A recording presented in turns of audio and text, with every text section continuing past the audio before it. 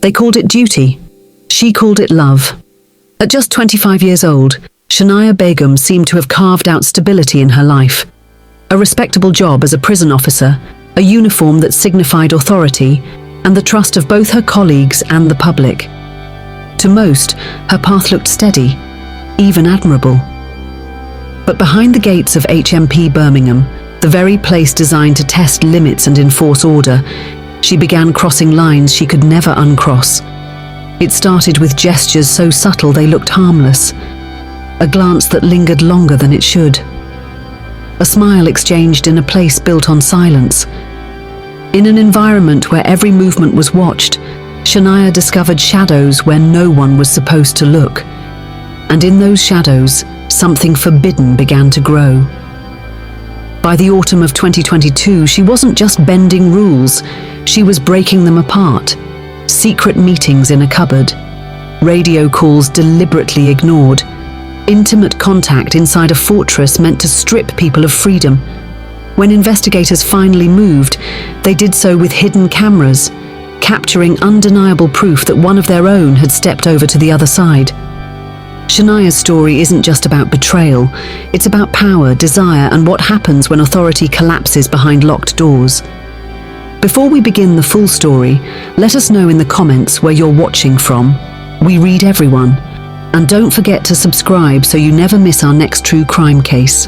Shania Begum was just 25 years old when she began each day walking into HMP Birmingham, dressed in the navy blue uniform of a prison officer.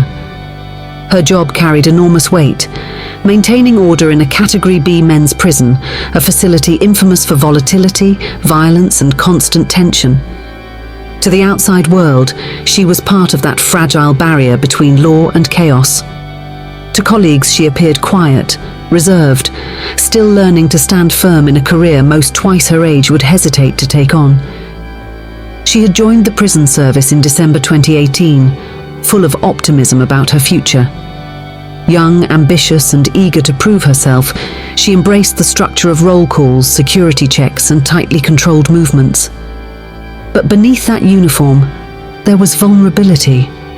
Shania grew up in Telford, not far from Birmingham, and by all accounts had lived a sheltered life. For her, the walls of the prison weren't just designed to contain the men inside.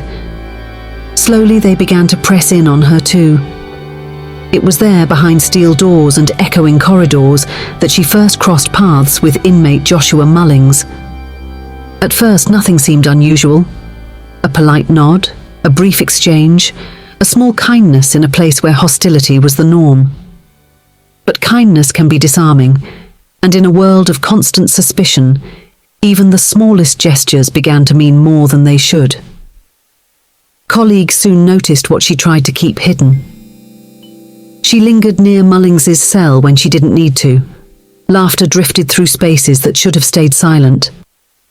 Officers are trained to expect manipulation. Prisoners test boundaries constantly, probing for weakness.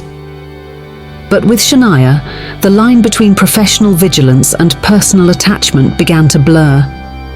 By September 2022, whispers had grown too loud to ignore. Senior staff authorized covert surveillance, planting cameras in the forgotten corners of the prison. What those cameras captured confirmed their worst suspicions. Between 22 and 29th of September, investigators watched as Shania slipped into a store cupboard with Mullings. These weren't accidents. They were planned, deliberate meetings. The recordings revealed flirtation that escalated into physical contact. What began as subtle touching turned into sexual acts. Shania ignored her radio when colleagues tried to reach her. Once, she vanished for nearly an hour, while still on duty. The footage erased all doubt. A serving prison officer, entrusted with authority and security, had chosen intimacy with a prisoner over the badge she wore. It wasn't just misconduct. It was betrayal. Of her colleagues, of the system that trusted her, and of the public that relied on that system to work. On 3rd of October 2022, Shania was arrested. In police interviews, she gave no explanation. She refused to answer questions. Eventually, in court, she admitted misconduct in public office. Her defense argued she had been manipulated, groomed, too naive to resist. But prosecutors countered that her actions were not just reckless, they endangered security itself, undermining the trust on which the justice system depends. Somewhere along the way, her emotional anchor had shifted. It was no longer her family, her friends, or her colleagues. It had become one of the very men she was paid to supervise. And in choosing him, she had risked everything: her career, her reputation, and her freedom. But the prosecution's stance was clear. No matter the circumstances, Begum had chosen to violate the very foundation of her duty. The judge delivered his words with gravity. He described her actions as a catastrophic breach of trust that undermined public confidence in the prison system. The verdict was guilty, and the sentence was 2 years and 4 months in prison.